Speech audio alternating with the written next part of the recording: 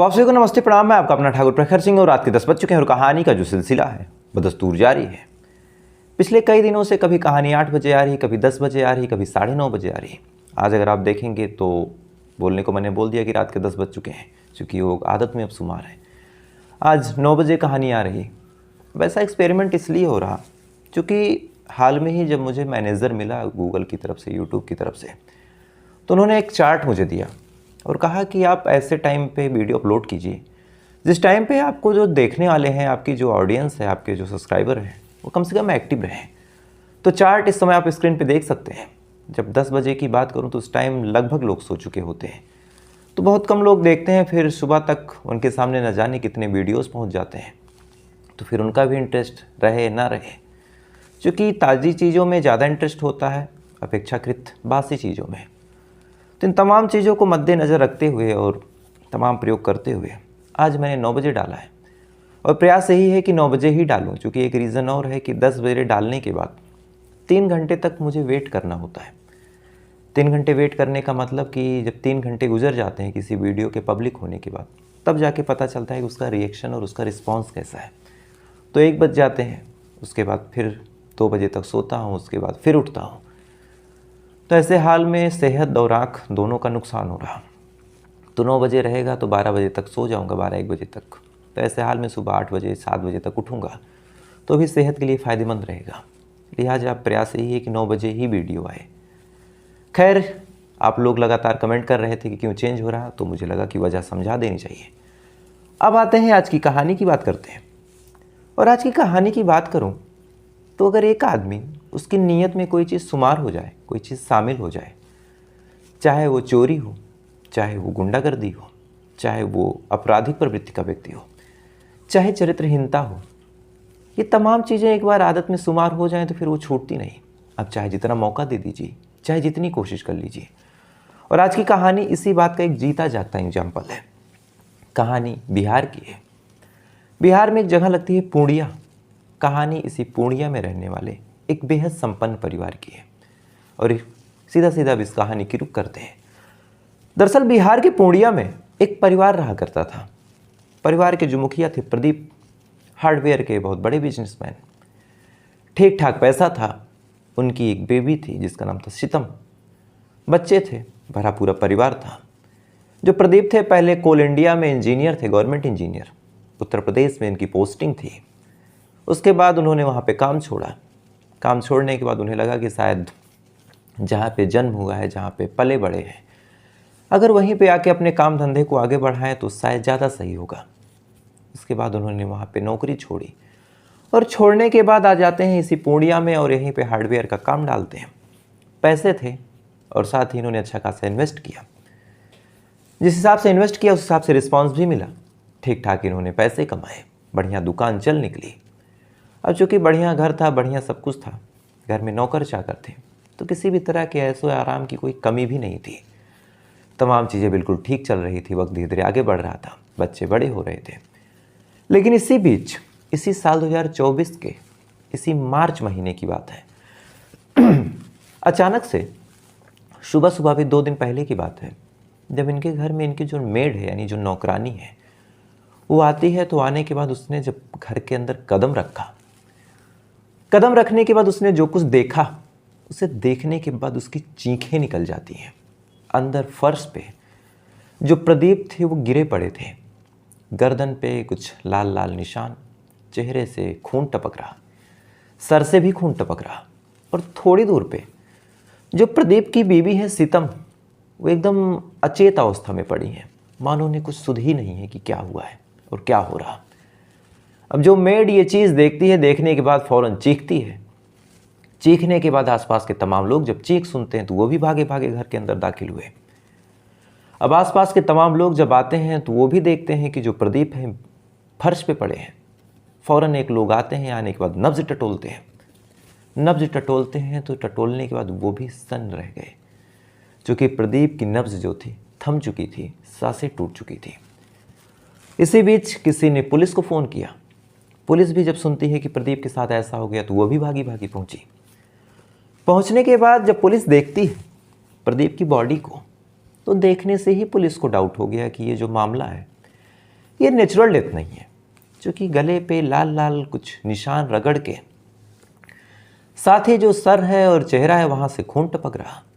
जाहिर सी बात है ऐसा नेचुरल तो नहीं होता। उन्होंने बॉडी कब्जे में ले ली। लेने के बाद बॉडी को पोस्टमार्टम के लिए भेज दिया। इधर पोस्टमार्टम हुआ। जब रिपोर्ट आई तो रिपोर्ट ने क्लियर कर दिया कि ये जो मामला है ये कत्ल का है, यानी प्रदीप का कत्ल हुआ है। अब जैसे ही इस घटना के बारे में आसपास के लोगों को पता चला तो तमाम लोग शक्ते में आ गए कि एक अच्छा खासा बिजनेसमैन, एक बेहद संपन्न आदमी और बेहद सरल स्वभाव का आदमी, ऐसा भी नहीं कि किसी से कोई लड़ाई झगड़ा या फिर कोई बातचीत हुई हो, किसी से कभी कोई बहस हुई हो, एक अच्छे खासे इंसान को घर में कौन मार देगा। अब जांच पड़ताल शुरू हुई। सबसे पहले बीबी से पूछा गया कि कौन आया था, किसने मारा। बीबी कहती है कि मुझे नहीं पता, हाँ मैंने इतना देखा कि 2 लोग थे जो मुंह पे मास्क लगा के आए हुए थे और इन्हीं लोगों ने मेरे ऊपर हमला किया। मैं तो चुपचाप बैठ गई। उसके बाद मेरे पति ने उनसे लड़ने की कोशिश की तो उन्होंने मेरे पति को मारा फिर, और वो कौन थे मैं उन्हें नहीं जानती।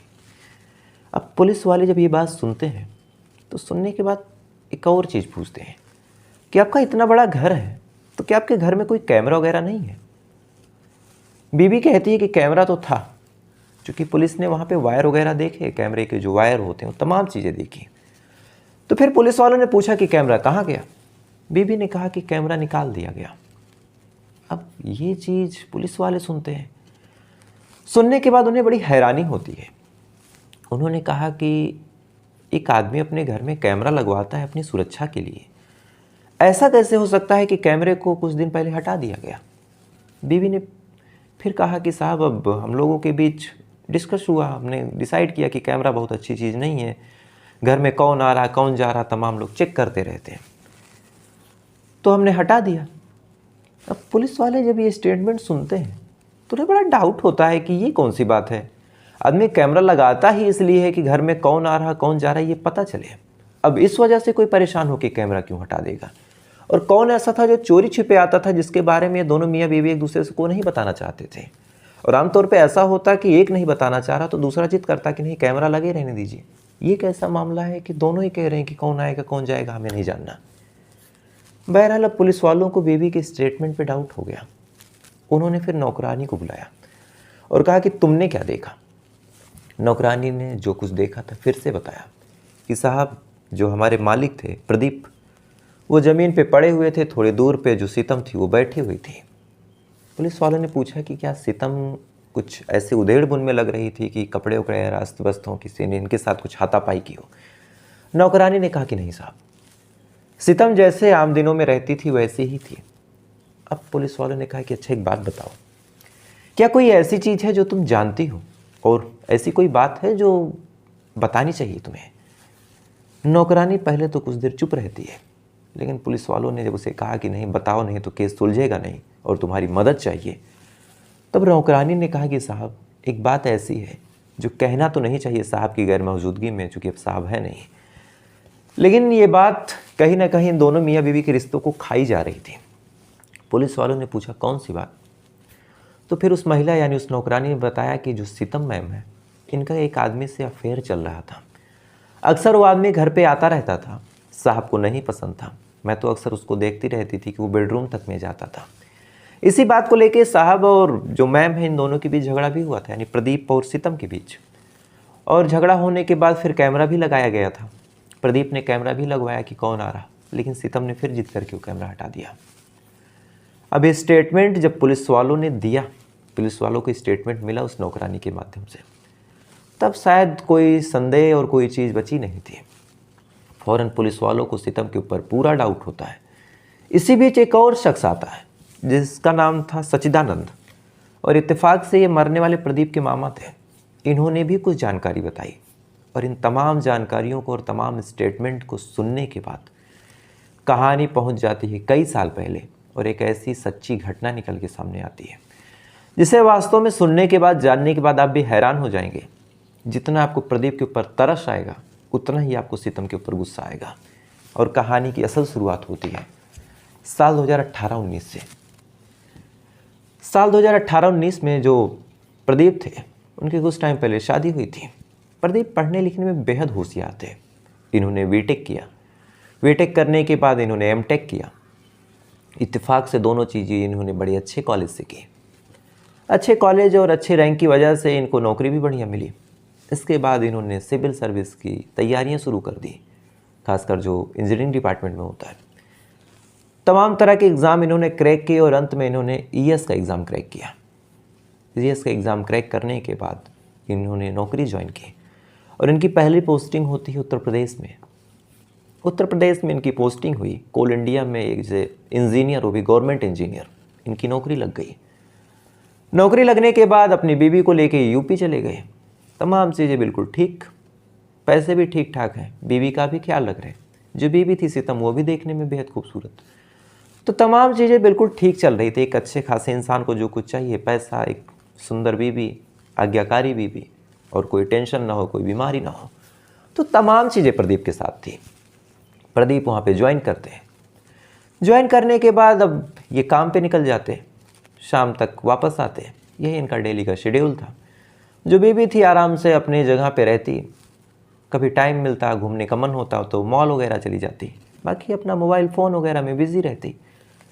मोबाइल पे उसने अलग अलग जगहों पे अकाउंट बनाए, इंस्टाग्राम पे, फेसबुक पे, और भी टिंडर वगैरह भी उसने इंस्टॉल किया कुछ फ़न के लिए। और ऐसे ही अलग अलग सोशल मीडिया प्लेटफॉर्म को स्क्रॉल करने के दौरान एक लड़के से उसकी मुलाकात होती है। अब एक लड़के से उसकी मुलाकात हुई, मुलाकात धीरे धीरे आगे बढ़ी, दोनों के बीच बातचीत ठीक ठाक होने लगी। पति बाहर था तो फिर कोई दिक्कत भी नहीं थी, चाहे जितना बात करे, चाहे जो करे। धीरे धीरे उस आदमी से इस सितम का अट्रैक्शन भी बढ़ा। सितम उसे पसंद करने लगती है, वो आदमी भी पसंद करने लगता है। इत्तेफाक से कोई रोक टोक या फिर कोई बंदिश थी नहीं। अब आए दिन उसी फ्लैट में जहाँ प्रदीप और सितम रहते थे, प्रदीप के जाने के बाद सितम उस आदमी से मिलने लगी। जब उसका मन होता तब बुला लेते, एक दूसरे के साथ वक्त गुजारते। इतना याद रखते कि प्रदीप कितने बजे आएगा। गवर्नमेंट नौकरी थी तो फिक्स टाइम पे आना होता, तो फिर वो आदमी चला जाता, उसके बाद फिर डेली की ज़िंदगी शुरू हो जाती। कई सालों तक ये चीज़ें चली। धीरे धीरे जब प्रदीप भी आसपास के लोगों से घुलने मिलने लगा, तो इसी बीच किसी ने प्रदीप को जानकारी दी कि तुम्हारी जो बीवी है वो किसी और इंसान को बुलाती है। अब प्रदीप ये बात सुनता है। सुनने के बाद पहले तो परेशान, उसे यकीन नहीं होता कि मेरी बीवी, मेरी सितम ऐसा कर सकती है। लेकिन अब जब तमाम लोगों ने कहना शुरू किया तो फिर प्रदीप भी नज़र रखता है। और ऐसे ही नज़र रखने के दौरान एक दिन रंगे हाथ अपनी बीवी और उस आदमी को पकड़ लेता है। अपनी बीवी को जब ऐसी चीज़ें करते देखता है, काफ़ी नाराज़ होता है। नाराज़ होने के बाद कहता है कि ये चीज़ें बंद कर दो। बीवी कहती है कि ठीक है, मैं बंद कर दूँगी। लेकिन ना ही सितम सुधरने का नाम लेती है, ना ही वो गैर आदमी आने से बाज आता है। जब लगातार ये चीज़ें होने लगी तो फिर प्रदीप को लगा कि मैं तो दिन भर नौकरी ही करता रहूँगा और ये ऐसे इधर उधर मुँह मारती रहेगी तो मेरी ही बदनामी होगी, और ऐसे पैसे भी नहीं चाहिए कि घर परिवार ही टूट जाए। लिहाजा जो प्रदीप था अपनी उस गवर्नमेंट नौकरी को छोड़ता है। छोड़ने के बाद अपनी बीवी को अपने साथ लेता है और लेने के बाद आ जाता है बिहार, अपनी मातृभूमि पे, पूर्णिया में। आने के बाद वहाँ हार्डवेयर की एक दुकान खोलता है, उसको आगे बढ़ाता है, इस उम्मीद में कि न बीवी से ज़्यादा दूर रहूँगा, ना ही ऐसा कुछ होगा। अब चूँकि ठीक ठाक पैसे इसके पास पहले से भी दे और ठीक ठाक पैसे यहाँ से भी कमा रहा था, तो इसने ऐसे आराम की कोई चीज़ें छोड़ी नहीं। इसने नौकर रखे, इसने तमाम तरह की और सर्विसेज रखी घर में, ताकि बीवी को कोई दिक्कत ना हो। शादीशुदा ज़िंदगी इन दोनों की आगे बढ़ी, बच्चे भी हुए। इसी दौरान चूँकि वहाँ पे पानी की समस्या थी तो प्रदीप ने एक आदमी रखा था जिसका नाम था नितेश। इसका काम था कि ये पानी पहुँचाएगा, जो 20 रुपए का कुछ 20 लीटर समथिंग का आता है डिब्बा, वो डिब्बा पहुँचाना था उसको। अब आए दिन नितेश आता पानी लेके।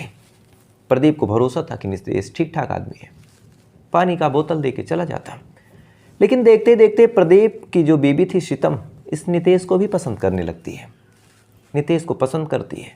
पसंद करने के बाद फिर वही चीज़ें जो पहले हो रही थी। अब इस बारे में भी जब प्रदीप को भनक लगी कि उसकी बीवी सितम और जो पानी वाला वाटर बॉय है उसके साथ ऐसा अफेयर चल रहा, तो फिर ये नाराज़ होता है। नाराज़ होने के बाद नितेश को मना करता है, कहता है कि आज के बाद तुम मेरे घर पे मत आना। बीवी को भी समझाता है। इसके बाद अब ये दोनों जो थे चोरी छुपे मिलने लगे। अब जब चोरी छुपे मिलने लगे तो फिर दिक्कत हुई। तो फिर प्रदीप ने अपने घर में कैमरा लगवा दिया। और आए दिन उस कैमरे को चेक करता कि कौन आ रहा कौन जा रहा। अब जब कैमरा लग गया तो सितम और नितेश मिले कैसे? इधर सितम लगातार कोशिश करती कि नितेश से मिला जाए, इधर प्रदीप ने कैमरा लगवा दिया, बाहर निकलने पे पाबंदी लगा दी। तो फिर सितम अब घर में कलेश करना शुरू करती है। आए दिन प्रदीप से लड़ती झगड़ती कि कैमरा बंद करो, तुम्हें मुझ पर भरोसा नहीं है। प्रदीप ने कहा कि अगर तुम ठीक हो, तुम्हारा कैरेक्टर ठीक है और तुम सुधर गई हो तो तुम्हें कैमरे से कोई दिक्कत होनी नहीं चाहिए।